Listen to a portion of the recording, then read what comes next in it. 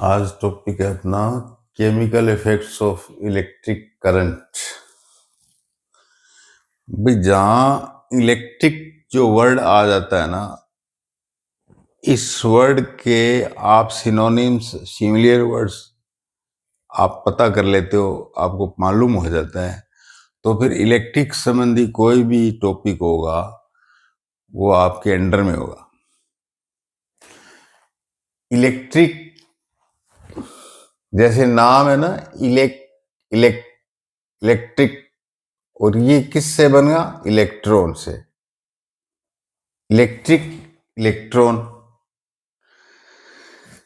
ऐसा है, दुनिया के अंदर कोई भी एलिमेंट है, अभी तक 118 बताए गए हैं ना। हर एलिमेंट,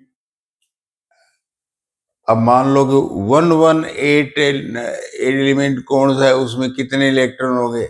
118 होंगे। अच्छा, हाइड्रोजन 1 नंबर, 2 नंबर हीलियम। तो क्या मतलब हुआ? Helium has 2 electron, hydrogen has 1 electron, lithium has 3 electron। तो इस प्रकार से इलेक्ट्रॉन बढ़ते जाते हैं, 1 2 इतने खोजे गए हैं अपने, मतलब इतने एलिमेंट इस हिसाब से।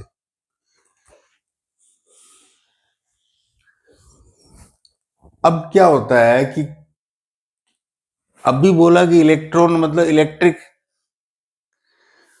तो क्या अपने इलेक्ट्रिक से भरे हुए हैं?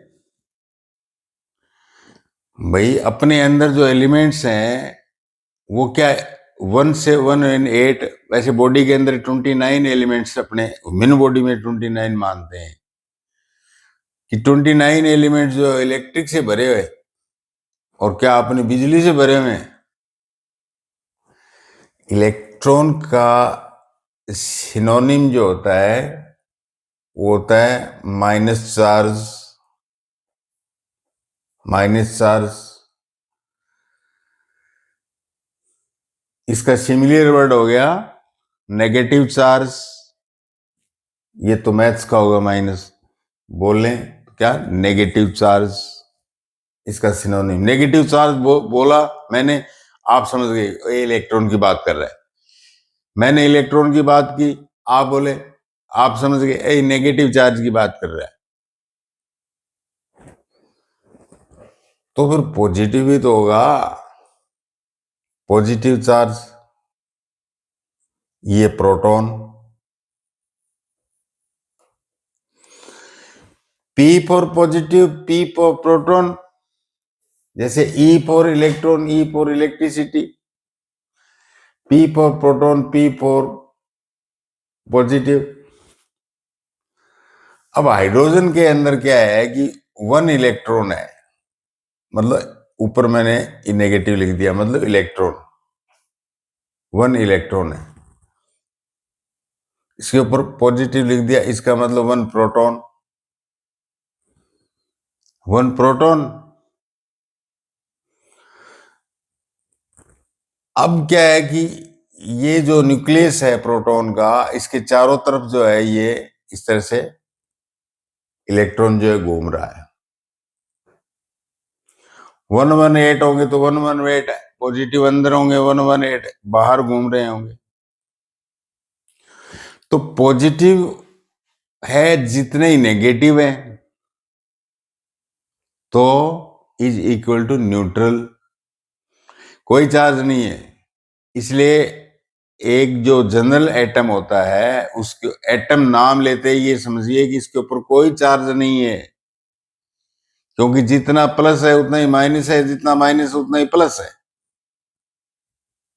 जितना नेगेटिव उतना ही पॉजिटिव, जितना पॉजिटिव उतना ही negative. That is why atom is called in the text of charge neutral.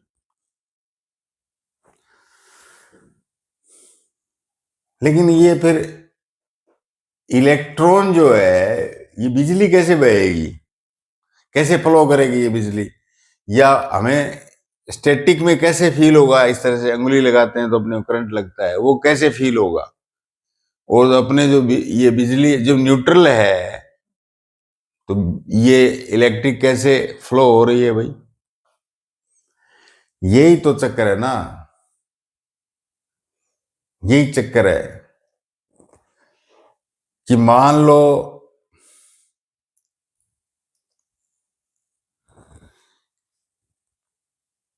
किसी के पास क्या है कि 20 पॉजिटिव है, सेंटर में प्रोटॉन, पॉजिटिव कितने हैं 20, और इसके बाहर भी 20 होंगे नेगेटिव। आप बोलोगे कि ये तो न्यूट्रल हो गया, बिजली कहां हुई, इलेक्ट्रिक कहां हुई, बिल्कुल सही बात है। इसमें ये कहीं से एक इलेक्ट्रॉन और ले लेगा, और ले लेगा,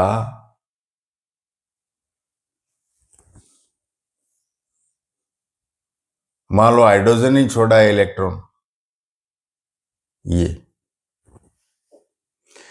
ये इलेक्ट्रॉन जो है हाइड्रोजन ही छोड़ा है, क्योंकि एक इलेक्ट्रॉन होता ना हाइड्रोजन में, एक ही पॉजिटिव, ये न्यूट्रल था। लेकिन अब क्या है कि इसने एक इलेक्ट्रॉन ऐसे छोड़ दिया, ये,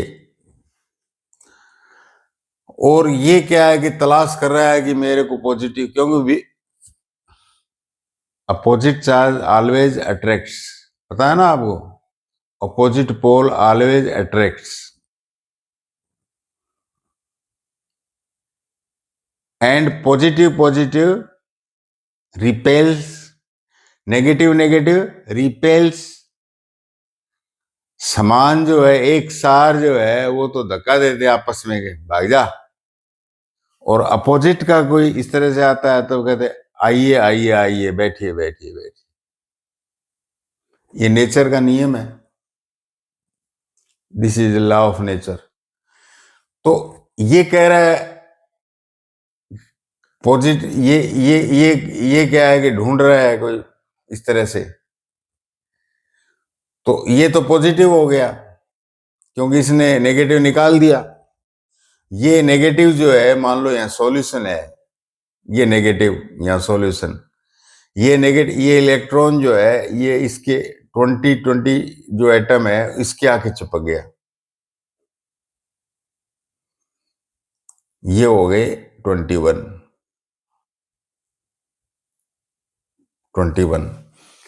अब देखो, आप देख रहे हो चार्ज इम्बैलेंस इधर भी हो गया, चार्ज इम्बैलेंस इधर भी हो गया।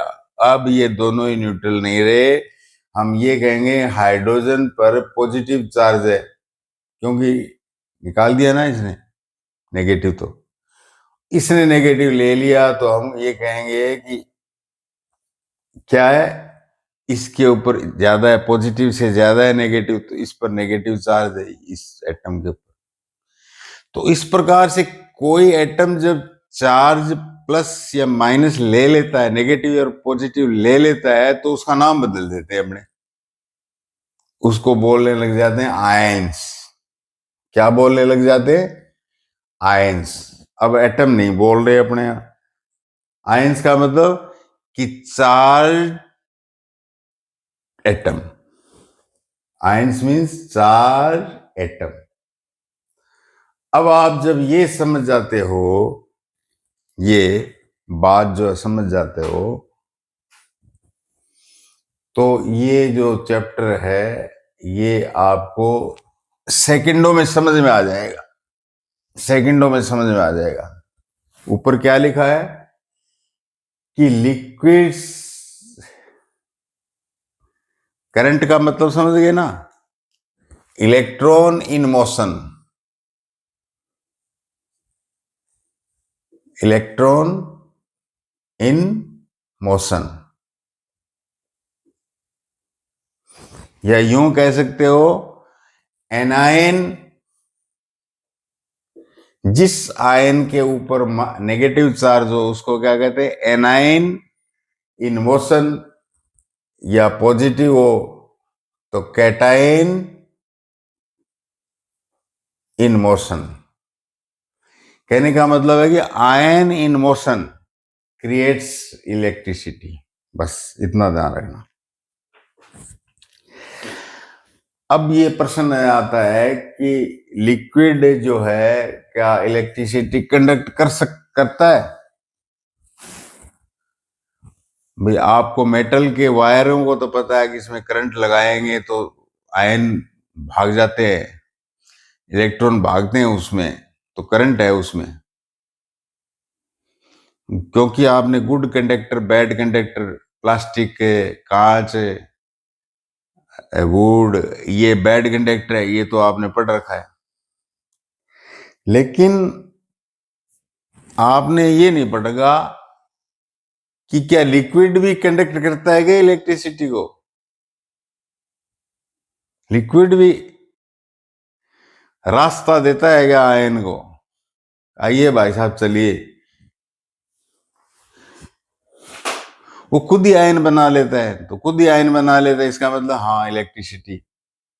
लेकिन कुछ लिक्विड जो है आयन नहीं बनाते, तो वो बैड कंडक्टर हो गया लिक्विड। और ज्यादातर जो लिक्विड है वो डिसोसिएट हो जाते हैं आयंस में। डिसोसिएट होते ही वो मूवमेंट करेंगे, अरे यार इलेक्ट्रिसिटी आ गई। आया ना समझ में? तो जैसे वायर के मामले में आप कहते हो ये बैड कंडक्टर है, ये गुड कंडक्टर है, वैसे ही क्या है कि लिक्विड को भी आप बैड कंडक्टर और गुड कंडक्टर में डिवाइड कर सकते हो। अब क्या है कि जो बैटरी है जिसमें लिक्विड भरा हुआ है, ये जैसे कि इसमें ये ग्लासवेयर लिया आपने, और इस ग्लासवेयर में क्या है कि इस तरह से दो कोई मेटल के, गुड कंडक्टर ऑफ सॉलिड, ध्यान रखना, कोई मेटल के जिनके ऊपर ये टिप है,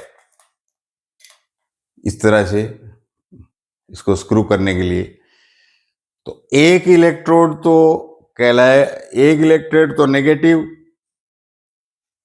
इकट्ठा करेगा, एक इलेक्ट्रोड जो है वो पॉजिटिव इकट्ठा करेगा। और जो लिक्विड है, आपका जो लिक्विड है वो टूट गया, मान लो लिक्विड है आपका कॉपर सल्फेट,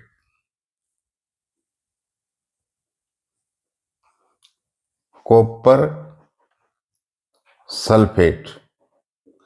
देखिए ये जो सल्फेट है, ये कॉपर है, ये टूट जाता है आपस में, तो ये क्या करता है कि ये पॉजिटिव हो जाता है। क्यों? इसने इलेक्ट्रॉन जो है ना इसको दे दिया सल्फेट को, ये हो जाता है नेगेटिव, कॉपर हो जाता है पॉजिटिव और सल्फेट हो जाता है नेगेटिव। तो मैंने बताया था कि अपोजिट जो चार्ज है वो अट्रैक्ट होते हैं। अब मान लो ये जो इलेक्ट्रोड है, ये रोड है, ये मेटल की, ये क्या है कि ये पॉजिटिव रोड है, प्लस रोड है, तो ये किसको अट्रैक्ट करेगी? यहां जो लिक्विड भरा है आपने, इसमें जो पॉजिटिव और नेगेटिव वो टूटा, तो वो प्लस माइनस में टूटा, तो इलेक्ट्रोड यहाँ प्लस है, तो वो माइनस वाले जो सल्फेट है, वो जो इधर लिखे अपने सल्फेट, वो इधर इस इलेक्ट्रोड की तरफ भागेंगे, इस इलेक्ट्रोड की तरफ भागेंगे। और जो आपके पॉजिटिव है वो इस इलेक्ट्रोड की तरफ भागेंगे, क्योंकि ये नेगेटिव है, ये नेगेटिव है, ये पॉजिटिव है, ये नेगेटिव की तरफ भागेंगे, ये इकट्ठा कर लेगा कॉपर को, ये इलेक्ट्रोड इकट्ठा कर लेगा, और ये मेटल जो है मोटा हो जाएगा, और मोटा हो जाएगा। सारे सॉल्यूशन से, सारे लिक्विड से जो कॉपर है वो खींच लेगा ये। और इधर इधर जो रोड है, इधर जो रोड है वो जो, अब लिक्विड के अंदर तो कॉपर तो इसने खींच लिया ना सारा, देन व्हाट विल हैपन कि जो पॉजिटिव है, ये जो रोड है, इलेक्ट्रोड है, ये पतली हो जाएगी, भाई एक तो खूब खा खा के मोटा हो जाएगा और एक खूब खा खा के उसकी हड्डियां चमकने लग जाएगी। दोनों इलेक्ट्रोड की प्लस माइनस ये हालत होगी। अब चलो, ये तो आप इलेक्ट्रोड को मोटा पतला हो रहा है तो इसका मतलब क्या है कि ये लिक्विड जो इसमें भरा हुआ वो इलेक्ट्रिक कंडक्ट कर रहा है मोटा पतला देखकर।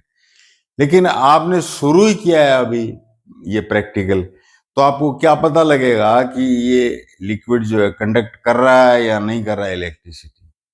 इसको सर्किट बना दिया आपने, इसके ऊपर एक तार लगा दिया, इसके ऊपर एक तार लगा दिया, इधर एक बैटरी लगा दी और एक बीच के अंदर क्या है बल्ब लगा दिया। आया समझ में? इस प्रकार से ये बैटरी है, ये प्लस और ये माइनस, और ये लिक्विड, ये इलेक्ट्रोड।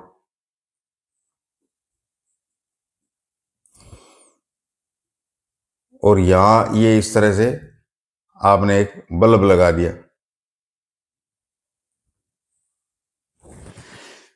अरे भाई, शुरू हो गया ना, सर्किट बन गया ना।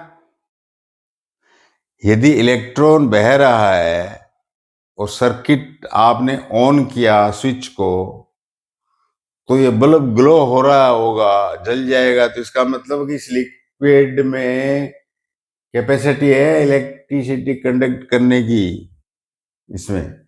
और यदि बल्ब ग्लो नहीं होगा तो क्या, ये जो लिक्विड लिया है ना,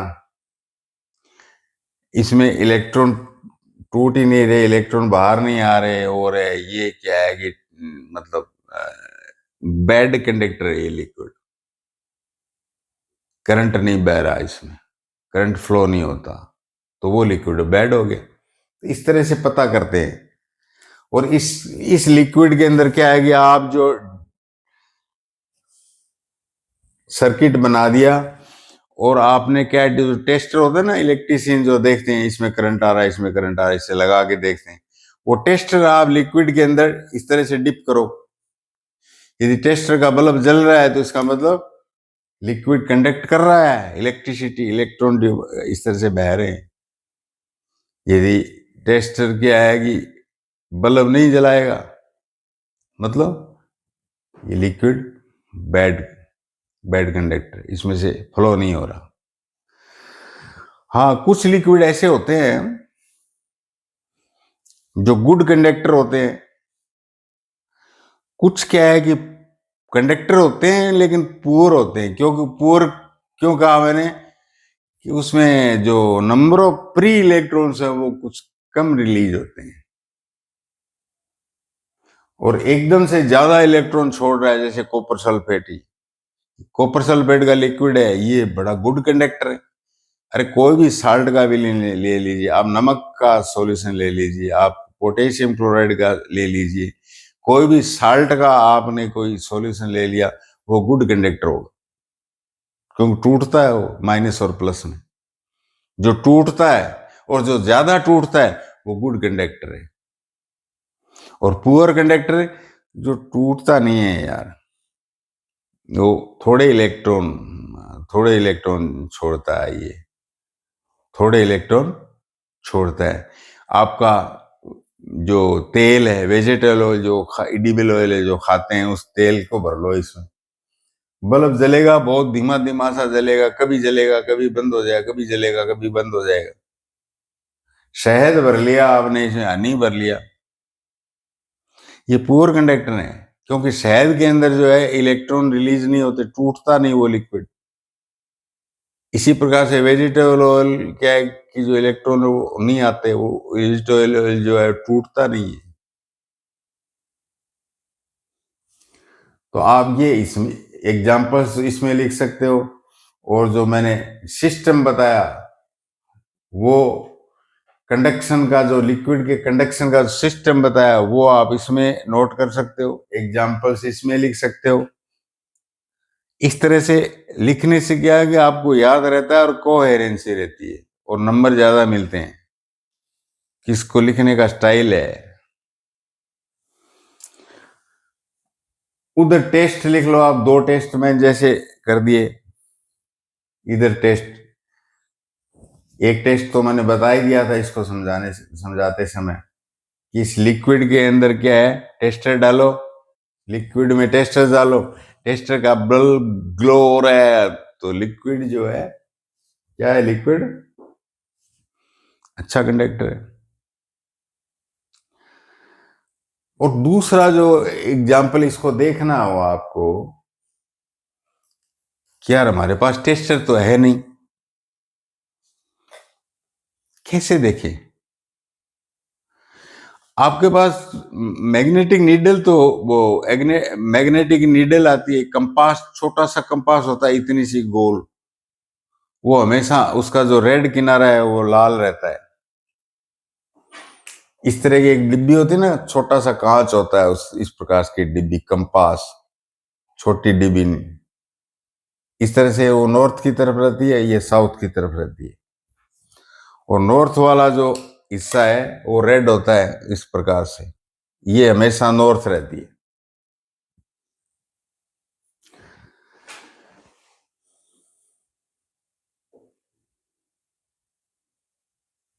अब मैंने आपको कभी बताया भी है कि एक मैक्सवेल साइंटिस्ट हुआ करते थे इंग्लैंड के। मैक्सवेल ने बताया था कि जहां भी इलेक्ट्रॉन मूवमेंट करेंगे, मोशन में होंगे इलेक्ट्रॉन, वहां इलेक्ट्रिक फोर्स पैदा होता है, इलेक्ट्रिक फोर्स पैदा होता है। और ये जो मूवमेंट करता है इलेक्ट्रॉन, ये मोमेंट जो इलेक्ट्रॉन का है वो अपनी दूसरी बहन को बुला लेता है तुरंत। इसकी बहन कौन है? मैग्नेटिक फील्ड पैदा हो जाएगा। भाई यहाँ करंट बह रहा है, उसमें इलेक्ट्रिक फील्ड तो है ही। अब ये इलेक्ट्रिक फील्ड जो ही बना, ये कहेगा अरे हमारी बहन को भी बुलाओ, ये मैग्नेटिक फील्ड आ जाएगा यहाँ पर, मैग्नेटिक फील्ड। और मैग्नेटिक फील्ड क्या करेगा, ये जो नीडल है आप इसके पास ले जाओगे, लिक्विड वाले इस सर्किट के पास ले जाओगे आप, तो ये डिफ्लेक्ट करेगा इस तरह से, इस तरह से हो जाएगा, ऐसे घूमने लग जाएगा। आप कहोगे कि ये क्या चक्कर हो रहा है भाई, यहाँ पर कोई कोई जादू है क्या, कोई एनर्जी है क्या, ये डिफ्लेक्ट हो रहा है? हाँ बिल्कुल, लिक्विड जो है गुड कंडक्टर है, इसका मतलब ये है, क्योंकि अपने वो थ्योरी लगाई है बहन वाली कि यदि मैग्नेट यदि मोशन में होगा तो वो इलेक्ट्रिक बहन को बुला लेता है, इलेक्ट्रिक यदि मोशन में होगा तो मैग्नेटिक बहन को बुला लेता है, और इस बहन की जो टेस्ट है ये कर देता है कि हाँ यह इलेक्ट्रिक बहन है, इसलिए मैग्नेटिक बहन पैदा हो रही है। तो ये दो टेस्ट मैंने आपको बता दिए, टेस्टर वाला और नीडल ये कंपास वाला। इससे आपको पता लग जाता है, ये इधर वाला, ये नहीं, इधर वाला ऊपर यहां लिख लेना, टेस्टर और कंपास नीडल, टेस्ट करने के लिए। तो जो लिक्विड आयन या इलेक्ट्रिक पैदा करेगा वो गुड कंडक्टर होगा, सीधी सी बात है, फार्मूला आ गया ना इसका। ये अब ऐसा कोई भी लिक्विड है क्या, जैसे सॉलिड में होता था प्लास्टिक और वुड, ये बैड कंडक्टर थे, लिक्विड में भी कोई बैड कंडक्टर है क्या? बिल्कुल है, बिल्कुल है, डिस्टिल्ड वाटर। अच्छा, और इसमें नमक की एक चुटकी डाल दो, करंट शुरू हो जाए, क्योंकि इसमें नमक डिवाइड हुआ है इलेक्ट्रॉन और पॉजिटिव में। नींबू डाल दिया, नींबू पानी वो बन गया है, दूध डाल दिया, दूध दूध इसमें डिवाइड हो गया आयंस में। टैप वाटर जो है वो आयंस में डिवाइड होगा। वाइनेगर जिसमें एसिटिक एसिड होता है, सिरका जिसमें अचार वगैरह डालने में काम लेते हैं, सिरका डाल दिया, कोई भी साल्ट डिस्टिल वाटर में डाल दिया, वो तुरंत कंडक्ट करने लग जाएगा इलेक्ट्रिसिटी। क्यों? कि अब साल्ट के कारण जो है ना, ये नेगेटिव और पॉजिटिव डिसोसिएशन होने लग गए, आयंस बनने लगे हैं और वो मूवमेंट में आ गए। इसी प्रिंसिपल को लेकर आगे बढ़ते हैं अपने chemical effects of electric current. Chemical effects तो आ गए ना, जब तोड़ ही दिया उसने, एलिमेंट्स को तोड़ दिया करंट ने, तो इफेक्ट आ गया ना करंट के कारण। तो इस केमिकल इफेक्ट में आप क्या क्या बता सकते हो कि भाई जो पैसेज है इलेक्ट्रिक करंट का किसी कंडक्टिंग सॉल्यूशन में, तो केमिकल रिएक्शन कोज कर देता है वहां पर। कॉपर सल्फेट देखा था आपने, केमिकल रिएक्शन क्या कोज किया, कॉपर को और सल्फेट को अलग कर दिया। This is chemical reaction. Chemical effects means electric current जहां भी होगा वो good conductor in the sense of liquid chemical reaction cause कर देगा। एक तो इफेक्ट ये होगा, केमिकल रिएक्शन कोज कर देता है। ये सबसे पहले जब क्या है कि यहाँ जब अंग्रेज जो है सेकंड मराठा वार के अंदर, अंग्रेज जो है मराठाओं से लड़ रहे थे 1801 के आसपास यहाँ पर इंडिया में। तब इंग्लैंड के अंदर एक साइंटिस्ट था निकलसन, उसने पानी में थोड़ा सा साल्ट डालकर और पानी के अंदर 2 इलेक्ट्रोड लगा दिए। उसने देखा पानी टूट रहा है, हाइड्रोजन और ऑक्सीजन, बबल्स जो हैं वो बाहर आ रहे हैं, इलेक्ट्रोड पर बबल्स आ रहे हैं। क्योंकि सॉलिड होता तो डिपोजिशन हो जाता, ये तो गैस है ना, ये बाहर आ रही थी बबल्स इलेक्ट्रोड के पास। इसमें पानी था, उसमें करंट दिया इसने, इसमें से एक में से हाइड्रोजन निकल रही थी, दूसरे में ऑक्सीजन निकल रही, ऐसे बबल्स के रूप में निकलसन ने ये प्रूव किया। मतलब केमिकल रिएक्शन हो गई, हाइड्रोजन टूट गया 2 एलिमेंट में, हाइड्रोजन और ऑक्सीजन, डिसोसिएशन के केमिकल रिएक्शन।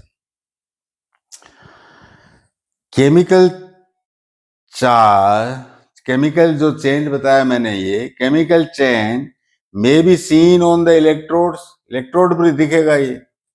अब बबल्स आ रहे हैं, इलेक्ट्रोड पर दिखेंगे। और ये कॉपर जो है नेगेटिव इलेक्ट्रोड पर जमा हो रहा है, ये मोटा हो जाएगा, डिपोजिशन दिखेगा इसके ऊपर इलेक्ट्रोड्स पर। सॉल्यूशन का जो रंग है कॉपर सल्फेट का, जैसे ग्रीन नीला होता है, वो गायब हो जाएगा। तो ये क्या है कि इसमें लिक्विड में आप देखोगे तो केमिकल चेंज हो रहा है कि नहीं हो रहा, बबल्स निकल रहे हैं, इलेक्ट्रोड्स मोटे पतले हो रहे हैं, सॉल्यूशन का कलर चेंज हो रहा है। तो आप बोलोगे इसमें करंट फ्लो हो रहा है और केमिकल रिएक्शन हो रही है। इसी केमिकल रिएक्शन के बेस पर ही क्या है कि एक जोरदार टेक्निक आदमी ने इजाद कर ली, इलेक्ट्रोप्लेटिंग। मैंने कहा ना कि वो लिक्विड में से टूट कर इलेक्ट्रोड पर डिपॉजिट हो जाता है। अब मान लो किसी एक बड़ी चद्दर है लोहे की, उसको इलेक्ट्रोड बना दिया और बहुत सारा सॉल्यूशन रख दिया, बहुत सारा एक लोहे की चादर इस तरह से लटका दी और उसमें बिली जो सॉल्यूशन है किस में लटका दी, सॉल्यूशन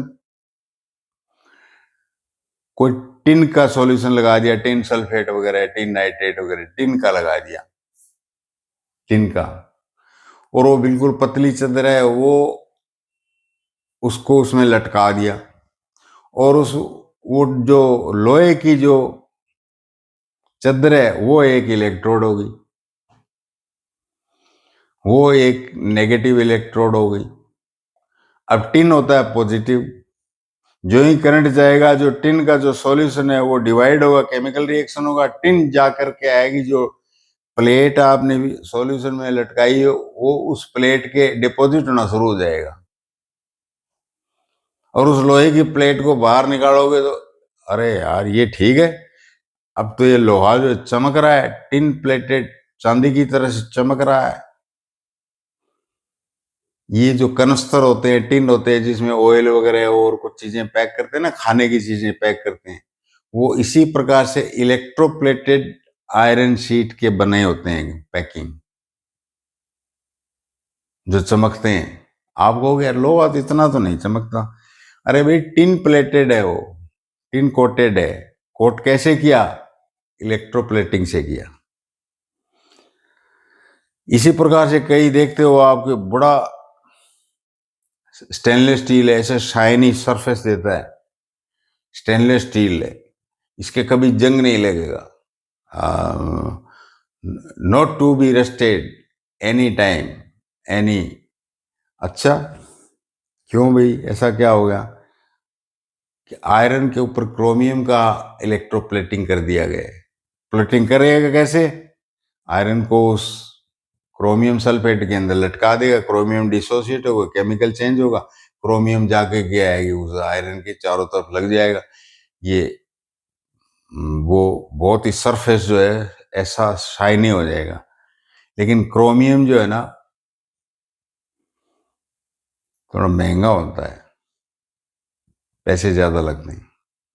आपने ऑर्नामेंट्स देखे होंगे चांदी के ऊपर गोल्ड प्लेटिंग किए हुए, और आपको ठग विद्या से बेच भी जाते हैं, इसे सोल्ड भी कर देते हैं, यदि सोने का बना हुआ है ये। चांदी के ऊपर क्या है कि गोल्ड की इलेक्ट्रोप्लेटिंग करी हुई होती है ऑर्नामेंट्स के ऊपर। टिन वाला मैंने आपको बता दिया। और सबसे ज्यादा जो आप देखते हो वो क्या है? गैल्वेनाइज, गैल्वेनाइज,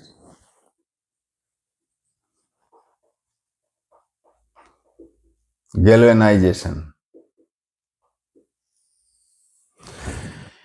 ये क्या है कि जिंक की प्लेटिंग होती है इसमें। मान लो जिंक सल्फेट का विलियन ले सॉल्यूशन ले लिया, लिक्विड ले लिया, उसमें करंट लगा दिया, उसमें एक इलेक्ट्रोड जो है आयरन का है, ये आयरन आयरन का पड़ा है यहाँ पर, और इसमें क्या है कि आपका जिंक सल्फेट लगा दिया।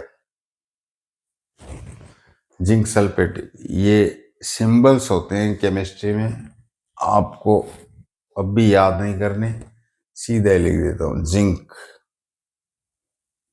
सल्फेट। अब ये पॉजिटिव होता है जिंक, ये आयरन को यहां क्या है कि नेगेटिव इलेक्ट्रोड बना रखा है, ये जिंक टूटेगा सारा क्या इस पर डिपॉजिट होगा, इस पर सल्फेट से टूट कर ये केमिकल डिसोसिएशन रिएक्शन होगी तो सल्फेट टूट जाएगा, जिंक अलग हो जाएगा, अलग हुआ जिंक इसके ऊपर परत के रूप, प्लेट के रूप में चढ़ जाएगा। और इस लोहे के क्या है, रस्ट नहीं लगेगा, जिंक जो है वो रस्ट से बचा देगा, क्योंकि आयरन तो अंदर रहेगा, ऑक्सीजन कहाँ लगेगी उसके, जंग नहीं लगेगा फिर। और जिंक जो है ऑक्सीजन से क्रिया करता नहीं नॉर्मली। तो इलेक्ट्रोप्लेटिंग का यूज कहाँ किया जाता है? इसमें क्या लिखोगे आप? To make shiny surface not to be rusted. Chromium का हो गया, ये आपका गोल्ड सिल्वर का हो गया, आपका टिन प्लेटिंग हो गया, आपका जिंक प्लेटिंग हो गया, जिसको गैल्वेनाइजेशन कहते हैं।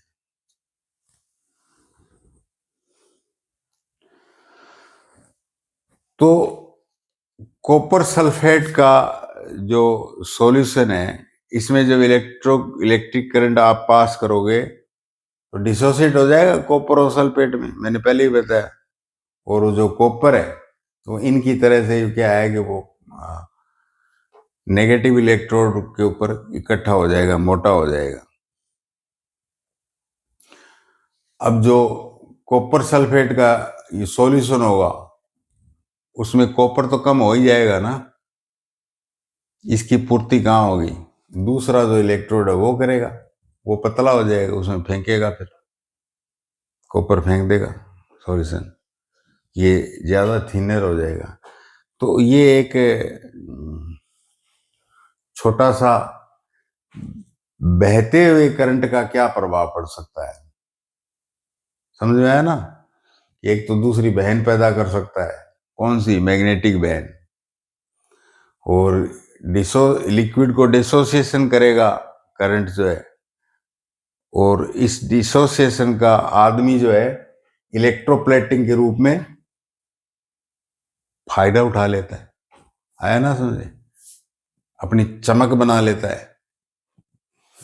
आगे का लेसन आगे।